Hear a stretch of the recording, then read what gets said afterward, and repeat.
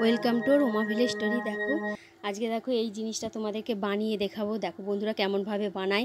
দেখো এখানে প্রথমে আমি গরম জল বসিয়ে দিয়ে দিচ্ছি, তারপরে তাতে একটু লবণ দিয়ে দিচ্ছি, তারপর ওর মধ্যেও আমি দিয়ে দেবো সয়াবিনটাকে আমি সেদ্ধ করে নেব। দেখো সয়াবিনটা আমার সেদ্ধ হয়ে গেছে।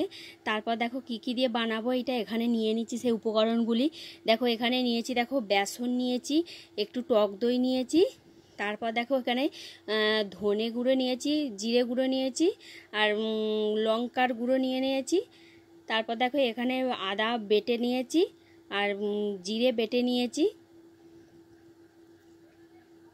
দেখো তারপরে হচ্ছে সয়াবিনটাকে আমি ভালো করে মানে জল না থাকে ভালো করে নিগড়িয়ে নিয়ে তারপরে আমি এইটাকে মানে বেসনগুলোকে ওর মধ্যে দিয়ে সব উপকরণগুলো এক এক করে ওর মধ্যে দিয়ে ওইটাকে ভালো করে মিক্সড করে রাখবো।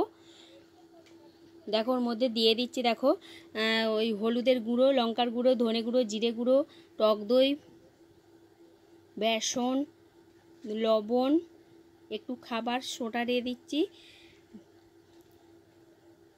লঙ্কার গুঁড়ো, সব রকম দিয়ে ওইটাকে মিক্সড করে রেখে দেবো।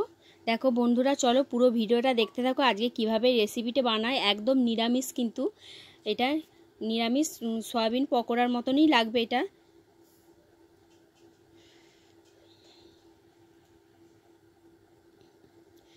দেখো তারপরে এটাকে আমি ভালো করে মাখিয়ে নিচ্ছি। মাখিয়ে নিয়ে আমি কিছুক্ষণের জন্য এটাকে চাপা দিয়ে রেখে দেবো। দেখো তারপরে আমি এটা ঢাকনা খুলে তারপর দেখো আমি চলে যাচ্ছি আঁচের উনুনে। একদিকে তেল বসিয়ে দিই, তেলটা আমার গরম হয়ে গেছে। তারপর ছোট ছোট করে এক এক করে আমি ভেজে নেবো, দিয়ে এইটাকে আমি আলুর সঙ্গে একসঙ্গে রেসিপিটা রান্না করব। দেখো আজকে রেসিপিটা কেমন হচ্ছে। দেখো হয়ে গেছে আমার ভাজা, পুরো যেন মানে পকোড়া, মাংসর পকোড়ারই মতন হয়েছে। তারপর দেখো ওর মধ্যে আমি আলুটা ভেজে নিয়েছি। তারপর দেখো গরম মশলা দিয়ে টমেটো দিয়ে সব রকম মশলা দিয়ে একটু হালকা করে একটু চিনি দিচ্ছি, দিয়ে আমি মশলাটাকে কষিয়ে নিয়ে ওর মধ্যে আলু দিয়ে ভেজে রাখা আলু দিয়ে কষিয়ে নিয়েছি। তারপরে ভেজে রাখা সয়াবিনটাকেও আমি দিয়ে দিয়েছি, দিয়ে ভালো করে কষিয়ে নেবো।